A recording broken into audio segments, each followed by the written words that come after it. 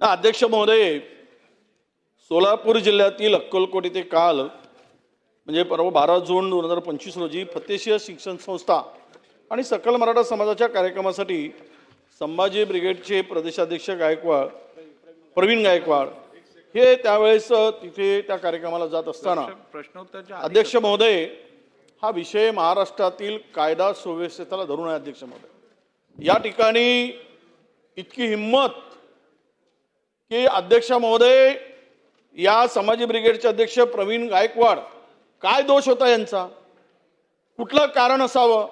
अध्यक्ष महोदय, त्यांच्या संस्थेचं नाव संभाजी आहे एवढंच. या कारणामुळं आता अनेकांनी आपले नाव बदलून संभाजी ठेवले आहेत. त्यांना मारहाण झाली का? त्यांची नावं मी घेणार नाही. पण अध्यक्ष महोदय, या कारणासाठी आणि किती वर्षापासूनची ती संघटना आहे, तेही संघटना सर्व जातीच्या धर्माच्या लोकांना घेऊन आणि छत्रपती संभाजीराजांच्या एकूण संपूर्ण त्यांच्या कार्यावर काम करणारी, त्यांच्या विचार प्रणालीवर काम करणारी संघटना अध्यक्ष महोदय.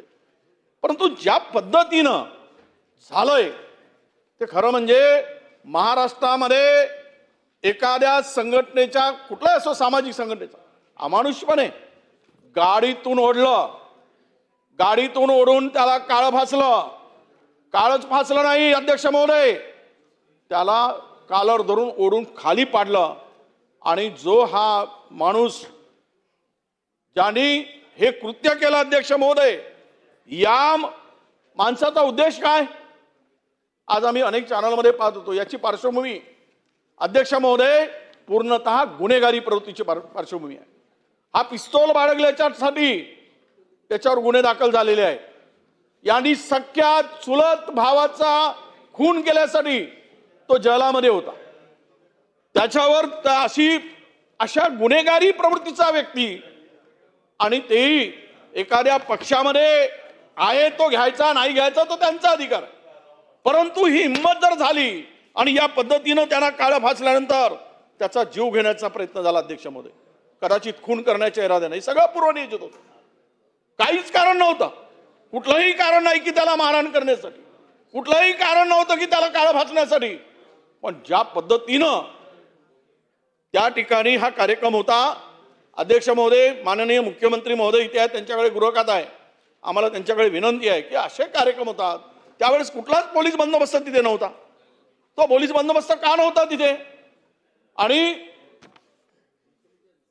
तुम्ही अशी काही घटना होत असताना आपल्याकडे त्याच्या इंटेलिजन्सच्या माध्यमातून काही सूचना येत असतील की नाही, किंवा ते आहे की नाही, कार्यरत आहे की नाही, हाही खरा प्रश्न या ठिकाणी मला अध्यक्ष महोदय येतोय.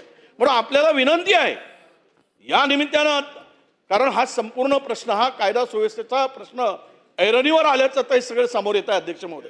म्हणून आपण निर्देश द्यावेत की या संदर्भामध्ये खरं तर चर्चा मी म्हणणार नाही, पण या संदर्भात या प्रकरणामध्ये हे जे काही दोषी आहेत त्या सर्वांवर कडक कारवाई झाली पाहिजे. अटक केली, पण त्यांचा उद्देश त्यांना मारून टाकण्याचा होता, खून करण्याचा होता.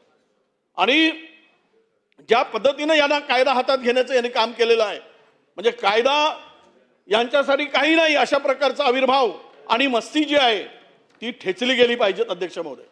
हा जो विचार आहे की खरं म्हणजे अशा पद्धतीनं मागेही काही घटना घडल्यात की जो व्यक्ती एक निर्भीडपणे काम करतो त्याच्यावर अशा पद्धतीचे हल्ले सातत्यानं या राज्यामध्ये झालेले आहेत.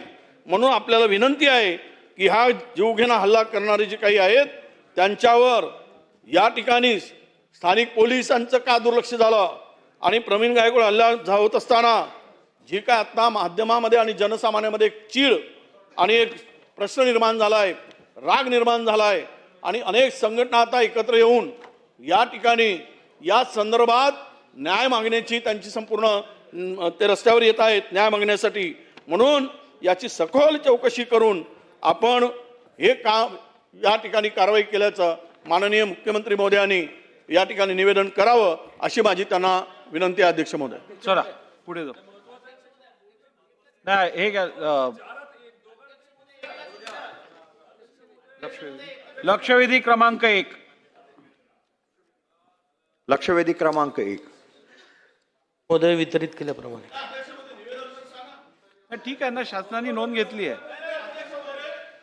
सभागृहात अध्यक्ष एखादा महोदय, तुम्ही विषय मांडला, शासनाकडनं प्रतिनिधी जे आहेत तुम्ही- उपस्थित, त्यांनी नोंद घेतलेली आहे. अध्यक्ष महोदय, मी स्वतः या प्रकरणाची पूर्ण माहिती घेतली. ही वस्तुस्थिती आहे की त्या ठिकाणी हे जे काही आरोपी आहेत त्यांनी अशा प्रकारचा हल्ला केला आणि तुम्ही संभाजी नाव का ठेवलं आणि छत्रपती संभाजी नाव का नाही ठेवलं असा काहीतरी वाद तयार करून त्यांच्यावर शाई फेकली. पोलीस तातडीनं त्या ठिकाणी पोचले. पोलिसांनी श्री गायकवाडांना ही विनंती केली की आपण या संदर्भात फिर्याद द्या. ते फिर्याद द्यायला तयार नव्हतं, तरी पोलिसांनी फिर्याद घेतली. फिर्याद घेऊन त्या ठिकाणी तात्काळ जे काही आरोपी आहेत त्यांना अटक करण्यात आलेली आहे. अद्यापही आरोपी पोलिसांच्याच ताब्यामध्ये आहे. कुठलेही त्यांना त्या ठिकाणी सोडण्यात आलेलं नाही.